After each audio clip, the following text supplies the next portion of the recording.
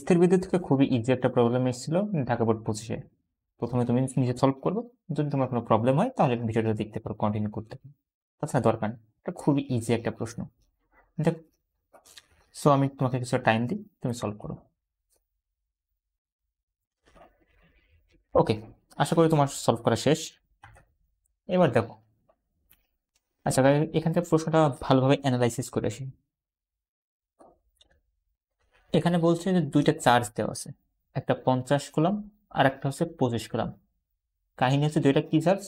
Positive charge বা ধনাত্মক charge. এই ধনাত্মক চার্জ দুইটা মধ্যবর্তী দূরত্ব দেওয়া আছে 100 সেন্টিমিটার বা সিম্পলি 1 মিটার, কোনো সমস্যা নেই। সি হচ্ছে কোন একটা বিন্দু, মেবি মধ্যবিন্দু। প্রশ্ন বলি বলছে উদ্দীপকের চার্জ দুটির মধ্যে ক্রিয়ারত বলের মান নির্ণয় করো। তাহলে সিম্পলি এফ বের করতে হবে কোন সূত্র ব্যবহার করে? কুলম্বের সূত্র ব্যবহার করে। সেটা খুবই সহজ প্রশ্ন। আচ্ছা, নেক্সট ঘ নম্বর কি বলছে? উদ্দীপকের চার্জ দ্বয়ের মধ্যবর্তী স্থানে, তাহলে এ এবং বি এর মধ্যবর্তী স্থানে অন্য কোনো একটি চার্জ বা অন্য কোনো একটি বিন্দু সিতে 10 কুলম্ব চার্জ স্থাপন করলে, তাহলে এই জায়গায় একটা সি বিন্দুতে 10 কুলম্ব চার্জ স্থাপন করতে বলছে, কিন্তু কোনো বল অনুভব না করে। কিন্তু বল অনুভব করা যাবে না। বলছে সি বিন্দুটির অবস্থান এ ও বি এর মধ্যবিন্দু হবে কিনা, অর্থাৎ এ থেকে সি এর মধ্যবর্তী দূরত্ব এবং সি থেকে বি এর মধ্যবর্তী দূরত্ব একই হবে কিনা, বা এ থেকে সি এর মধ্যবর্তী দূরত্ব 50 সেন্টিমিটার এবং সি থেকে বি এর মধ্যবর্তী দূরত্ব 50 সেন্টিমিটার হবে কিনা সেটা বের করতে বলছে। সো এটা খুবই ইজি যদি ভেক্টর না বল সম্পর্কে ধারণা থাকে। আমরা একটা খুবই ভালোভাবে অ্যানালাইসিস করবো, করে দেন সলভ করবো। চলো আমরা এক এক করে আসি। গ নম্বর প্রশ্ন হচ্ছে উদ্দীপকের চার্জ দুটির মধ্যে ক্রিয়ারত বলের মান নির্ণয় করো। তাহলে তোমার সিম্পলি মাথায় রাখতে হবে দুইটা স্থির চার্জ, মাথায় রাখবা দুইটা স্থির চার্জ, একটা ধরো Q1, একটা হচ্ছে Q2। সাইন কি ডাজেন্ট ম্যাটার, কোনটা ধনাত্মক কোনটা নেগেটিভ ঋণাত্মক তোমার চিন্তা করার দরকার নেই। যদি চার্জ দুটো হয় ধনাত্মক এবং যদি চার্জ দুটো হয় বিন্দু চার্জ, মানে এদের আয়তন বা আকার খুবই ছোট, এবং এবং এরা যে স্থির হয়, বিষয়টা জরুরি। তোমাদের বই এই যে এখানে চার্জটা দেখতে পাচ্ছ অনেক বড়, কিন্তু সেটা বড় চার্জের ক্ষেত্রে কুলম্ব সূত্র কাজ করে না। এটাকে আমরা বিন্দু চার্জ হিসেবে কনসিডার করব, ঠিক আছে? এখানে মেইন ইম্পর্টেন্ট হচ্ছে চার্জটা স্থির থাকা লাগবে। যদি স্থির থাকে তবে কুলম্বের সূত্র কাজ করবে, এবং এটা স্থিরই হবে তোমাদের বই যেহেতু আছে। দুইটা চার্জের মধ্যবর্তী কুলম্বের সূত্র কি ছিল? ধরে সেপারেশন আর, মধ্যবর্তী দূরত্ব আর, তাহলে একটা চার্জ অপর চার্জের উপর যে বলটা প্রয়োগ করবে সেটা হচ্ছে কে Q1 Q2 ভাগ আর স্কোয়ার। এখানে তুমি জানো কে এর মান কত? 9 × 10⁹। এটা মুখস্থ থাকা লাগবে যে কে এর মান কত। একটা হচ্ছে ধ্রুবক, ঠিক আছে?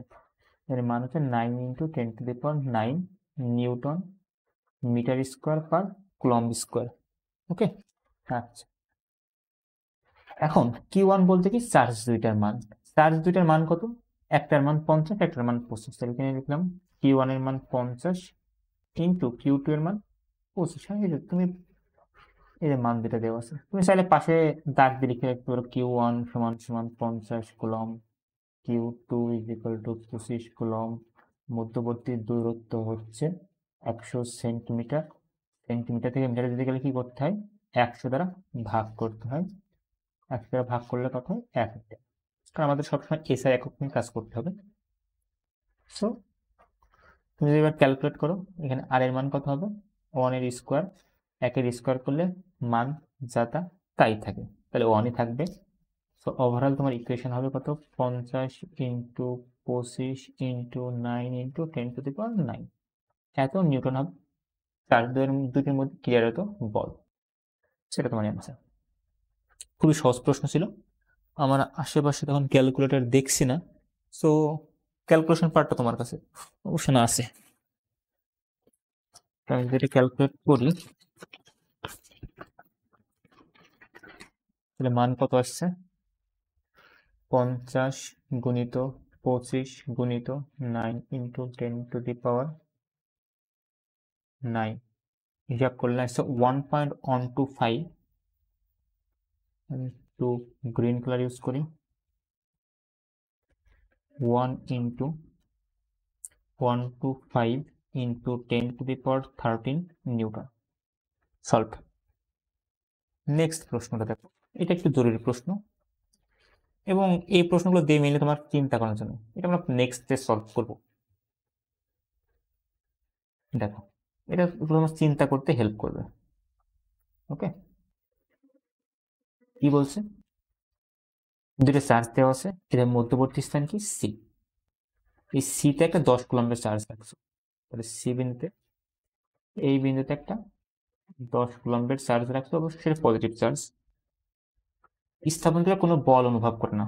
বল অনুভব না করার অর্থ কি, যেহেতু এখানে একটা, দেখো প্রথমত এখানে একটা পজিটিভ চার্জ আছে, এখানে একটা পজিটিভ চার্জ আছে, এর মাঝখানে এর মধ্যবর্তী যে কোনো জায়গায় বা এর বাইরে যে, ধরো যে কোনো চার্জ আছে, হোক সেটা পজিটিভ হোক সেটা নেগেটিভ, ডাজেন্ট ম্যাটার, সেটা চার্জ আছে এবং অ্যাকর্ডিং টু কোশ্চেন আমরা ধরুন প্লাস চার্জে আছে, ঠিক আছে। তাহলে কি হবে, এই প্লাস চার্জকে কি করবে, এদিকে ঠেলা দেবে, মানে একটা বল প্রয়োগ করবে। সে ধরো F1, এটা যদি, বা এটা যদি এ চার্জ হয় ধরো এটা FA, এই সি বিন্দুতে যে চার্জটা আসতে হবে FA বল প্রয়োগ করবে। যেহেতু তোমাকে বুঝতে হবে যে এটা FA বল কেন প্রয়োগ করবে, কারণ এটা একটা চার্জ, এটা একটা চার্জ, এদের মধ্যবর্তী দূরত্ব আছে এবং এটা দুটো ভিন্ন চার্জ, আমরা অবশ্যই কুলম্বের ফোর্স লাগবে এবং স্থির আছে, ঠিক আছে। একইভাবে এই জায়গায় যে বি চার্জটা আছে, এই বি চার্জও এর উপর কি করবে, এদিকে বল প্রয়োগ করবে, FB। এখন অ্যাকর্ডিং টু কোশ্চেন তোমার বলছে যে কোনো বল অনুভব করবে, কোনো বল অনুভব করার অর্থ কি, না করার অর্থ কি, এর নেট ফোর্স নাই, এর নেট ফোর্স নাই কোনো বল। দেখো নেট ফোর্স কখন আসে, নেট ফোর্সটা তখন আসে যখন একের অধিক বল নিয়ে আমরা কাজ করি। কখন আসবে, একের অধিক বল নিয়ে যখন আমরা ডিসকাস করবো তখন এফ নেট আসবে বা মোট বল আসবে, আমরা আরো ভালো ভাবে লব্ধি বল আসবে, ঠিক আছে। সবগুলো রেজাল্টেন্ট ফোর্স আসবে। এখন এফ নেটটা কি ছিল, তোমরা যেহেতু এসএসসিতে আসো, আমরা একটা সিম্পল কেস শেখাই, সেটা কি, দুইটা বল যদি একই দিকে কাজ করে, ধরো এটা F1 এটা F2, বল দুইটা একই দিকে কাজ করছে, দেখো যদি একই দিকে কাজ করে, বা আমরা আরেকটাকে কালার ডিফারেন্ট দিতে পারি, ধরো F2টা এইটাও, F1 যেদিকে কাজ করছে F2 সেই একই দিকে কাজ করছে, যদি দিক সেম হয় তাহলে সরাসরি এফ নেটের ক্ষেত্রে বল দুইটা যোগ হয়ে যায়, ঠিক আছে। যদি এখানে এমন হয় যে তিনটা বল আছে, ধরো আরো একটা বল আছে, হতে পারে কোন কালার নিই, রেড নিই, ধরো আর একটা বল আছে সেটা F3, যেহেতু সবগুলো একই দিকে সেটা ওর সাথে যোগ করে দিব, একই দিকে হলে সিম্পলি যোগ, কারণ এটা ভেক্টর রাশি আর ভেক্টরের যোগ তোমরা মিলে কলেজে শিখো, তো ডোন্ট ওয়ারি অ্যাবাউট ইট। এখন ধরো কোন একটা বিন্দুতে তিনটা বল কাজ করছে এবং তিনটা হচ্ছে, বা দুইটাই ধরো, প্রথমে দুইটাই ধরো, দুইটা বল কাজ করছে, একটা F1 একটা F2। যদি দেখো বল দুইটা অপোজিট দিকে মানে 180 ডিগ্রি কোণ করছে, বল দ্বারা মধ্যবর্তী কোণ কত, 180 ডিগ্রি, তাহলে এর উপর যে নেট ফোর্স লাগবে সেটা হচ্ছে বড় বলটা মাইনাস ছোট বল। দেখো আমি এখানে এটা একটা, দেখো বলটা কি বড় দেখাইছি না, এই যে এই দাগটা দেখো বড় দেখাইছি, দাগটা ছোট দেখাইছি। ভেক্টরের ক্ষেত্রে দাগের দৈর্ঘ্য দ্বারা মানকে বোঝায়, যার দৈর্ঘ্য বড় তার মান, F2 বড় F1 ছোট, আমরা F2 মাইনাস F1 লিখবো। তুমি উল্টোটা লিখলেও সমস্যা নেই, এখন তখন দিক উল্টাবে, আমরা দিকের কাহিনীতে এখন যাবো না, ঠিক আছে। একইভাবে যদি এমন হতো যে কোনো একটা বিন্দুতে, এই বিন্দুতে খেয়াল করো, ধরো অলরেডি তিনটা বল লাগছিল, আরো একটা বল কি হলো এই দিকে কাজ করছে, সেটা হচ্ছে F4। তাহলে কি করবে, যেহেতু এই তিনটা একই দিকে এবং এই তিনটার মান যদি বেশি হয় আর F4 মান যদি কম হয়, তাহলে এখান থেকে মাইনাস F4 করে দেবে। আমার কথা মনে হয় তুমি বুঝতে পারছো, ঠিক আছে। সো বড়টা থেকে ছোটটা বিয়োগ করবে যখন অপোজিট দিক হবে। তাহলে এখানে দেখো এই বিন্দুটার উপরে কয়টা চার্জ, মানে কয়টা বল কাজ করছে? অবশ্যই দুইটা বল, এবং দুইটার মধ্যবর্তী কোণ কয় ডিগ্রি? 180 ডিগ্রি বা এক সরল কোণ, গণিতে তোমরা পড়ছো। সুতরাং এদের কি করতে হবে? বলটা নেগেটিভ হবে। এফ নেটের মান কেমন হবে? এফ নেটের মান হবে F A minus F B. ফর্সে আমরা ধরে নিলাম একটা বড়, যে কোনো এফ এ বড় ধরে নিলাম, তুমি চাইলে অন্য কিছু ধরতে পারো। ওকে, সমান 0। আমার কথা মনে হয় তুমি বুঝতে পারছো। তাহলে তুমি কি লিখবা? তুমি লিখবা প্রশ্নমান। দেখো তোমার সিএসএ কি বলতো? এমন একটা বিন্দু ফাইন্ড আউট করা বা বের করা এ থেকে বি এর মধ্যে, যেই বিন্দুতে কি হবে, কোনো বল অনুভব করবে না, এবং দেখাইতে হবে ওই বিন্দুটা, মানে ধরো তুমি বের করলে বিন্দুটা এ থেকে 20 মিটার দূরে আছে, 20 সেন্টিমিটার দূরে আছে, তাহলে তোমার কম্পেয়ার করতে হবে 20 সেন্টিমিটারকে আসলে এ বি এর মধ্যবিন্দু, দেখো কম্পেয়ার করতে হবে। যদি মধ্যবিন্দু হয় হলো, আর না হলে বলবো তাহলে না, এটা মধ্যবিন্দু না। সুতরাং তোমার মেইন কাজ হচ্ছে এখানে আরটা বের করা, বা মধ্যবর্তী দূরত্ব। কার কার দূরত্ব? হয় এ থেকে সি, না হলে সি থেকে বি বা বি থেকে সি, যে কোনো একজনের মধ্যবর্তী বের করতে হবে। তাহলে প্রশ্ন মতো আমরা কি বলতে পারি? প্রশ্ন মতো বলেছে এফ নেট কি হবে? 0 হবে। কারণ এই যে কোনো বল অনুভব করার না করার অর্থ কি, এরপর যতগুলো বল লাগবে তাদের যোগফল 0 হবে, বা লব্ধি 0 হবে। যোগফল বলে অনেক সময় তুমি বিয়োগ বুঝবা না, তাই লব্ধি 0 হবে বলা ভালো। এখন এফ নেট সমান কি? তুমি দেখতেই পাচ্ছ যে একটা এ চার্জ আর একটা বি চার্জ, ধরো এই চার্জ দুটোর মাঝখানে একটা পয়েন্ট সি, যেটা এ থেকে এক্স মিটার দূরে আছে। তাহলে আমাকে বলো তো বি থেকে এই সি চার্জটা কতটুকু দূরে আছে? যদি এ থেকে এক্স মিটার দূরে হয় সি বিন্দুটা, তাহলে বি থেকে কত মিটার দূরে হবে? তুমি বলবা ভাই, যেহেতু এ থেকে বি এর মান ফিক্সড, এবং সে মানটা কত? 100 সেন্টিমিটার, বা সিম্পলি 1 মিটার, তার মানে অবশ্যই এইটুকু যদি এক্স হয়, তাহলে এইটুকু কি হবে? অন থেকে বাকিটুকু হবে। ফর এক্সাম্পল, ধরো আমি একটা ছোট এক্সাম্পল দিই, যে এই জায়গায় তুমি আসো, এই জায়গায় তোমার বন্ধুর বাড়ি, আর এইটা হচ্ছে তোমার স্কুল। এখন তুমি কি চাচ্ছ? তুমি জানো যে এখান থেকে তোমার স্কুল হচ্ছে 100 মিটার দূরে, ঠিক আছে? আর তোমার বন্ধুর বাড়ি থেকে স্কুল 10 মিটার দূরে। তোমার বন্ধুর বাড়ি থেকে স্কুলটা 10 মিটার দূরে। তাহলে তোমার বাড়ি থেকে তোমার বন্ধুর বাড়ি কতটুকু হবে? তোমার বাড়ি থেকে তোমার বন্ধুর বাড়ি কতটুকু হবে? এটা তো বের করতে পারা খুব ইজি।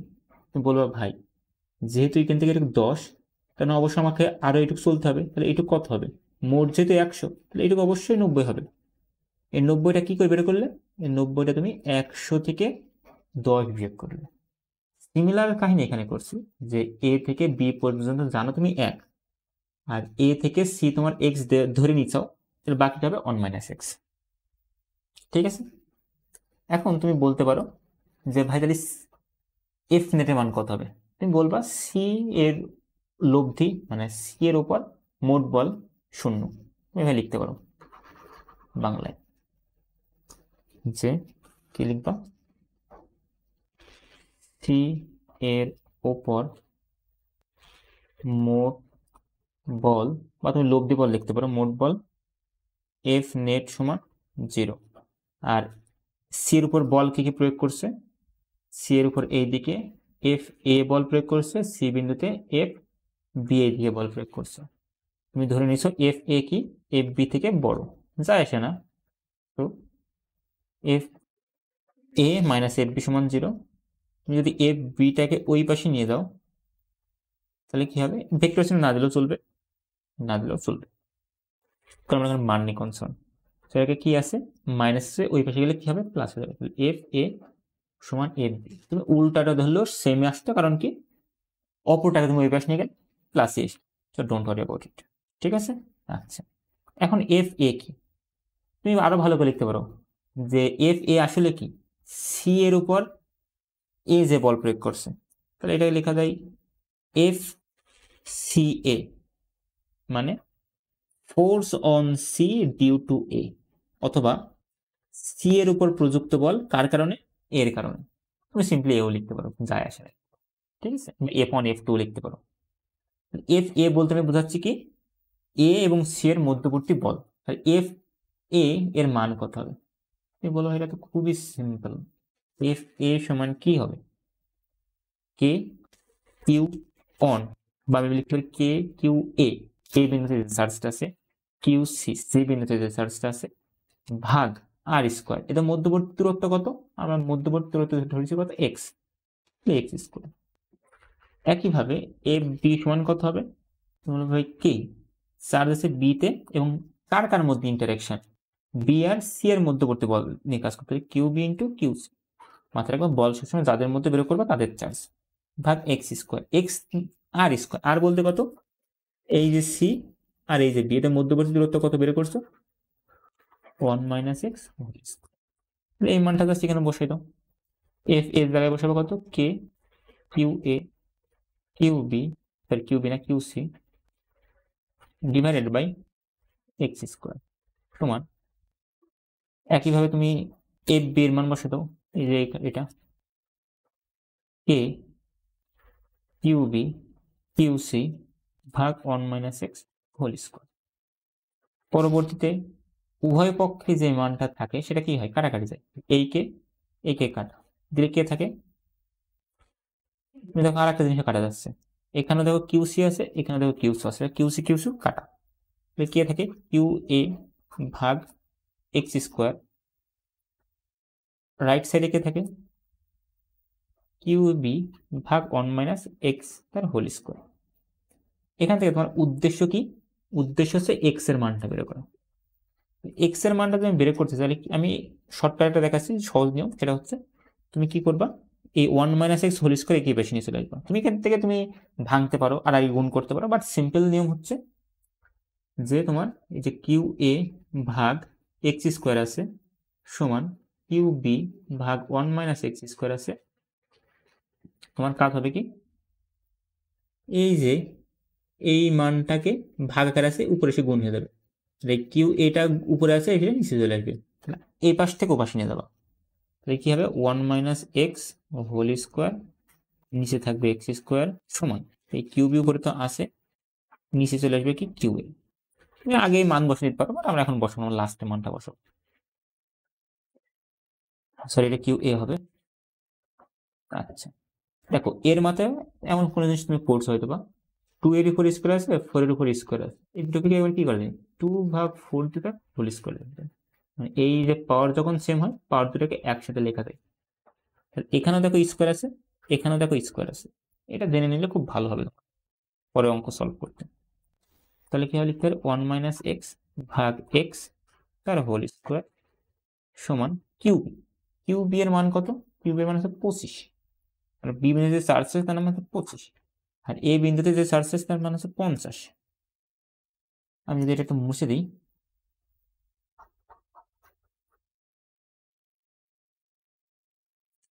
তাহলে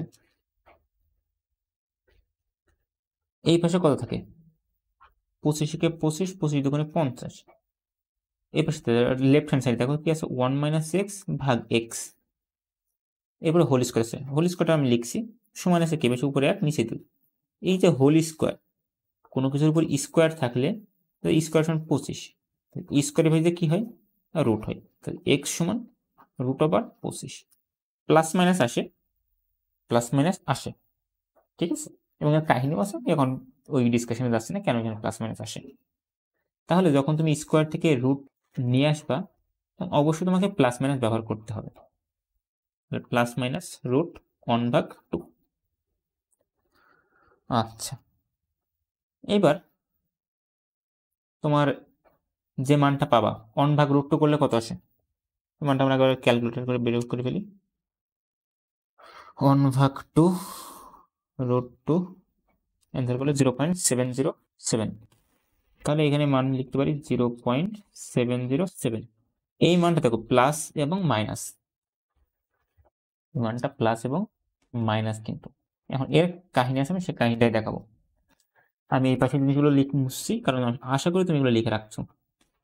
এগুলো কিন্তু প্রবলেম সলভ করতে গেলে তোমার চিন্তা করতে হেল্প করবে।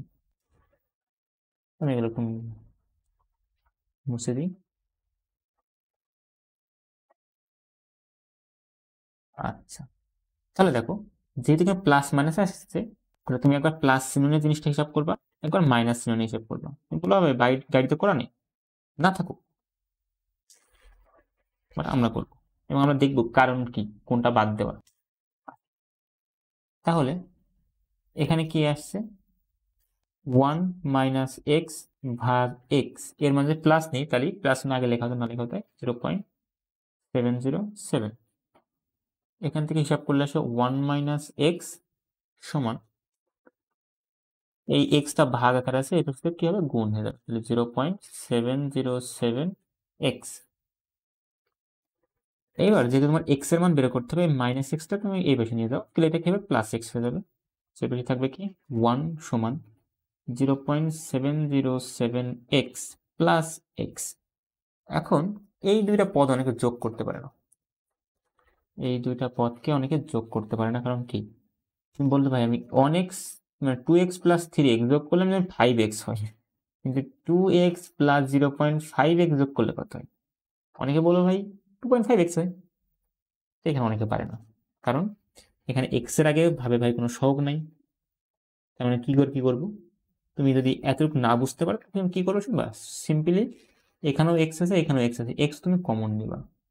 এক্স যদি কমন নাও, তাহলে দেখবো 0.707 থেকে প্লাস এক্স কমন নিলে এক্স এক্স কাটাতে 1 থাকবে, এই কমন নেওয়া এক্সটা এই জায়গায়, এবং তুমি এটা হিসাব করে দেখবা 1.707 পাচ্ছ।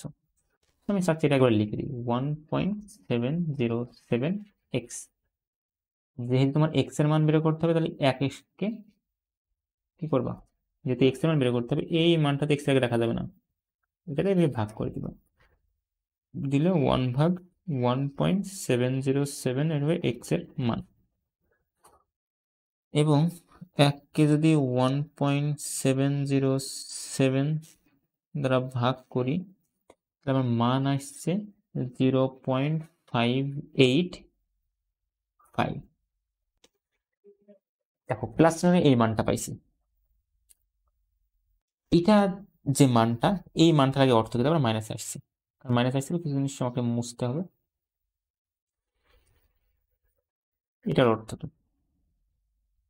এটার অর্থ হচ্ছে, আমি যেটা একটু মুছে দিই, ক্লিয়ার করি জিনিসটা, তাহলে হচ্ছে তুমি যে এ বিন্দু চিন্তা করছো, এই যে এ বিন্দু, এই এ বিন্দু থেকে সি যে বিন্দুটা, এর দূরত্ব আছে 0.585 মিটার।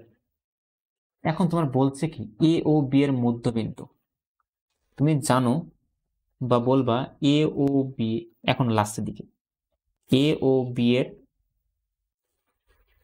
মধ্যবিন্দু কত, 1/2 মানে 0.5 মিটার। তোমার কি এখানে 0.5 মিটার এসছে, এ ওর 5 মিটার আসছে, অবশ্যই আসেনি, কিছুটা বেশি আসছে।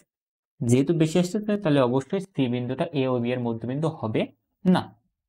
একটা অ্যান্সার পেয়ে গেলাম। আচ্ছা, এখন মাইনাস চিহ্ন নিয়ে কাজ করি, এগুলো একটু মুছে, তাহলে কি হবে, আমি রেকর্ড করছি, হ্যাঁ রেকর্ড চলছে।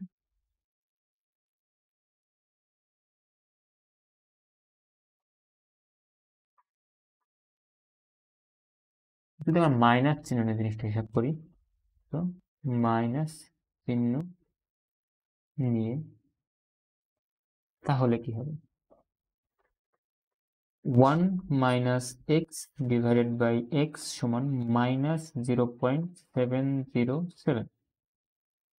সো 1 মাইনাস এক্স, এক্সটা ভাগ আছে, এটা থেকে কি হবে, গুণ হয়ে যাবে, তাহলে 0.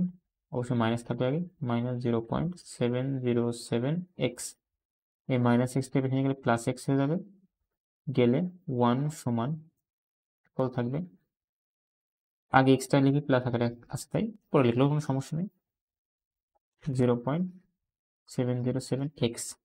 যদি এখান থেকে আবার এক্স কমন নাও, এক্স যদি কমন নাও, মানে এখানেও এক্স আছে, এখানেও এক্স আছে, তাহলে যদি এক্স তুমি কমন নাও তাহলে এখানে কত পাবা? আমি একবারে নিয়ে নিলাম। এক্স যদি কমন নিই তাহলে এখানে থাকবে 1 আর এখানে থাকবে 0.707। এক থেকে যদি 707 বিয়োগ করি মান আসছে 2.2, সরি এটুকুর মান আসছে 0.293। আমি এটাও একটু মুছে দিই, তুমি এগুলো লিখবা লাইন বাই লাইন, বাট আমি মুছে দিচ্ছি কারণ আমার জায়গায় শর্ট। এক্স এর আগে কত থাকবে? 0.293 এক্স। যেহেতু তোমার এক্স এর মান বের করতে হবে, তাহলে এখানে আমরা কোনো একটা জায়গায় কি মিস্টেক করছি?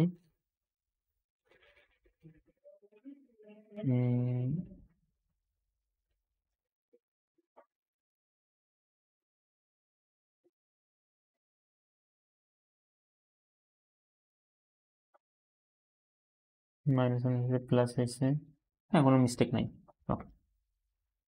1 সমান, তাহলে এক্স এর মান কত হবে? 1কে এই মানটাতে ভাগ করে দিবা, এই যে এক্স এর সাথে যে মানটা আছে গুণাকার আছে যেহেতু, তো 0.293 হবে এক্স এর মান। তাহলে 1কে যদি ওই মানটা দ্বারা ভাগ করে দাও তাহলে মান আসছে দেখো 3.41296 মিটার। এইটা একটু অনেকটা কথা বলতে হবে, কারণ এটাই একটু সমস্যা আছে এবং সমস্যা কিছু বুঝতে হবে। দেখো এই যে মানটা দিচ্ছে এই মানটা কি গ্রহণযোগ্য হবে? কথা হচ্ছে না। কেন না?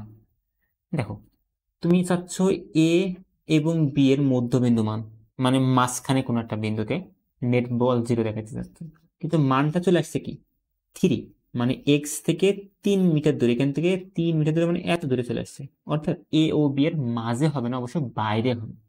তাহলে এ ও বি এর যদি বাইরে হয়, তাহলে এ ও বি এর বাইরে কি কোনোভাবে এই বল অনুভব করবে না, যেটাকে আমরা নিরপেক্ষ বিন্দু বলি, যেটাকে আমরা মোট বল শূন্য বলি, এটা কি পাওয়া সম্ভব?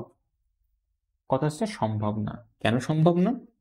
আগে লিখে রাখো এটা সম্ভব নয়। কেন সম্ভব নয়? দেখো আমাদের অ্যান্সার কোনটা? এটা। বাট এটা অ্যান্সার হলো, এটা কিন্তু আমাদের বলছে সি এর মধ্যবিন্দু কিনা দেখাও। তুমি বলবা কি যে না এটা সি এর মধ্যবিন্দু না, এটা তো নাই, দুটোই একটাও নাই, বাট এটা গ্রহণযোগ্য মানে না, এটা গ্রহণযোগ্য মানে না, এটা গ্রহণযোগ্য বাট মধ্যবিন্দু না। এখন এটা গ্রহণযোগ্য নয় কেন? কারণ হচ্ছে দেখো দুইটা সমধর্মী চার্জ, একটা এ একটা বি, সমধর্মী মানে দুটো পজিটিভ চার্জ বা দুটো নেগেটিভ চার্জ, এদের যে নিরপেক্ষ বিন্দু সেটা সবসময় মাঝখানে হয়, এদের মধ্যবর্তী মাঝখানে কোন এক জায়গায় হবে। কখনো এর এই পাশে পাবা না, বি এর এই পাশে পাবা না যদি তার সমধর্মী চার্জ হয়। কেন পাবা না? কারণ দেখো তুমি ধরো বি এর এই পাশে তুমি একটা চার্জ বসালে যার উপর তুমি বল নির্ণয় করতে চাচ্ছ, তাহলে কি হবে দেখো তো, ধরো এটা পজিটিভ চার্জ, নেগেটিভ হলো কোনো সমস্যা, এই বি চার্জ এই চার্জটাকে কি করবে? এইদিকে ঠেলা দিবে। আবার যেহেতু এই এও পজিটিভ, এই এই সি বিন্দুটা মনে করো পজিটিভ, এও একে কি করবে? পজিটিভ স্পর্শ করে বিকর্ষণ করে ঠেলা দিবে। তাহলে যেহেতু দুইজন একই দিকে ঠেলা দিচ্ছে, তাহলে এখানে নেট বল কি কোনো 0 পাওয়া সম্ভব? নাকি সিম্পলি F1 প্লাস F2 দুইটা যোগ হয়ে যাবে? এখানে যদি বিয়োগ ছিল তাই কি দুইটার মান সমান হলে 0 হয়ে যায়। যেমন এই দিক থেকে 10 বল প্রয়োগ করছে, মাঝখানে হলে কি এই দিক থেকে 10 বল প্রয়োগ করছে, এই দিক থেকেও 10 নিউটন বল প্রয়োগ করছে, তাহলে একে অপরকে নাল করে দেয় বা 0 করে দেয়, ফলে এটা 0 হয়। কিন্তু দুইটা যদি একই দিকে হয়, একটা যদি 1 নিউটন বল প্রয়োগ করে, একটা যদি 0.05 নিউটনের বল প্রয়োগ করে, তাও মান কত হবে? 1.05, মানে সামথিং থাকবেই। সো কখনোই তুমি যদি সমধর্মী চার্জ হয় এদের মাঝে ছাড়া অন্য কোথাও তুমি নিরপেক্ষ বিন্দু বা যে বিন্দু বল অনুভব করবে না এমন কোনো বিন্দু খুঁজে পাবা না। ওই যে বিন্দু বল অনুভব করে না তাকে আমরা বলি নিরপেক্ষ বিন্দু। সেম সেম কাহিনী এই পাশেও, কারণ এই পাশে একটা চার্জ থাকলে এ কে এদিকে ঠেলবে, এ বি কে এদিকে ঠেলবে, দুইটা একই দিকে বল প্রয়োগ করছে, এই জন্য 0 হওয়ার জীবনেও সম্ভব না। বলতে পারো ভাই মাইনাস যদি নিই, যদি মাইনাস চার্জ নিই তাহলে কি হবে? এ কে এদিকে টানবে, বি একে এইদিকে টানবে, ফলে কি হবে? দুইটা একই দিকে, তাও এখানে নেট বল কি না 0 না। সুতরাং নেট বল 0 পায় এই ক্ষেত্রে কখনো সম্ভব নয় যদি দুটো একই দিকে হয়। সেম কাহিনী আমরা পাই দুটো অপোজিট চার্জের ক্ষেত্রে, যে মাঝখানে বিন্দুতে পাওয়া যায়, মানে মাঝের কোনো জায়গায় পাওয়া যায় না, বাইরে পাওয়া যায়, যেটা আমরা কোনো একটা প্রশ্ন সামনে দেখবো। সো আজকে আমাদের এই পর্যন্তই ডিসকাশন ছিল। তোমরা চাইলে আমাদের নেক্সট দিনের প্রবলেমটা দেখে রাখতে পারো, সেটা সিলেট বোর্ড 25। তুমি ট্রাই করো, কোনো কিছু না বুঝতে পারলে কমেন্টে জানিও। ধন্যবাদ।